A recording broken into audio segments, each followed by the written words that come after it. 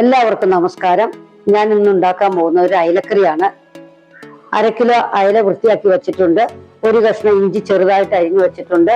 ഒരു 5-6 പച്ചമുളക്, ഒരു വലിയ തക്കാളി, കുടംപുളി ചൂടുവെള്ളത്തിലിട്ട് വെച്ചിട്ടുണ്ട്. ചട്ടി ചൂടായിട്ടുണ്ട്. 2 ടേബിൾ സ്പൂൺ വെളിച്ചെണ്ണ ഒഴിക്കും. എണ്ണ ചൂടായിട്ടുണ്ട്. അതിനകത്തേക്ക് കടുകിടാം.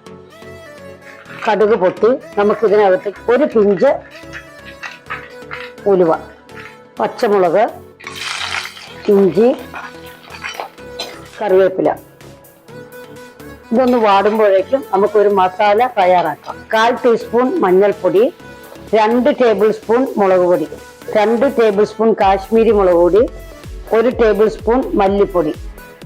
ഇത് നമുക്ക് പച്ചവെള്ളത്തിൽ കുഴച്ച് ഒരു പേസ്റ്റ് രൂപത്തിലാക്കാം. ഈ കൺസിസ്റ്റൻസിയിൽ എടുക്കുക. അതായത് നമ്മൾ ഒരു അമ്മിയിൽ വെച്ച് മുളകൊക്കെ അരച്ചും പോലെ എടുക്കണം. അത് കഴിഞ്ഞ് നമുക്ക് ഇത് ചട്ടിയിലേക്ക് ഇടാം. എണ്ണയ്ക്കകത്ത് വരുന്ന എണ്ണ തെളിയുന്നേരം വരെ നന്നായിട്ട് ഇളക്കാം. പൊടി നമ്മൾ ഡയറക്റ്റ് ആയിട്ട് ചട്ടിയിലേക്ക് ഇടുമ്പോൾ ആ പൊടി അങ്ങ് കരിഞ്ഞു പോകും. ഇതുപോലെ ചെയ്ത് കഴിഞ്ഞാൽ ആ മീനിന്റെ ചാറിന് നല്ല കൊഴുപ്പ് കിട്ടുകയും ചെയ്യും. മസാലയൊക്കെ മൂത്ത് എണ്ണ തെളിഞ്ഞു വരുന്നുണ്ട്. ഇനി നമുക്ക് ഈ അരിഞ്ഞു വെച്ചിരിക്കുന്ന തക്കാളി ചേർക്കാം. ഒന്നും വേണ്ട, ഒന്ന് കുറച്ചു നേരം ഒന്ന് ഇളക്കാം. ഈ സമയം നമുക്ക് ഉപ്പ് ചേർക്കാം. തക്കാളി എല്ലാം വാടി തുടങ്ങി. ഇനി നമുക്ക് ഇതിനകത്തേക്ക് ചൂടുവെള്ളം ഒഴിക്കാം.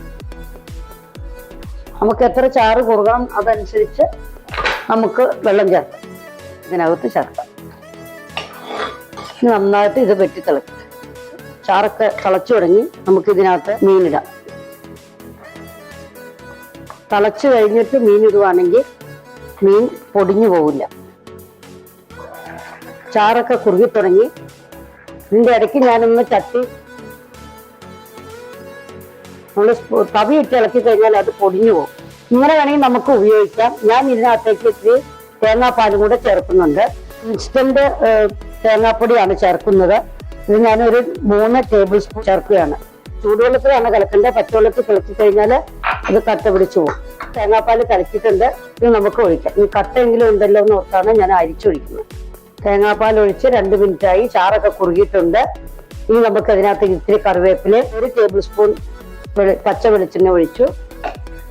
കറി റെഡിയായി. ചാനൽ ഇഷ്ടപ്പെടുവാണെങ്കിൽ നിങ്ങൾ സബ്സ്ക്രൈബ് ചെയ്യാനും ലൈക്ക് ചെയ്യാനും ഷെയർ ചെയ്യാനും മറക്കരുത്. Okay, by.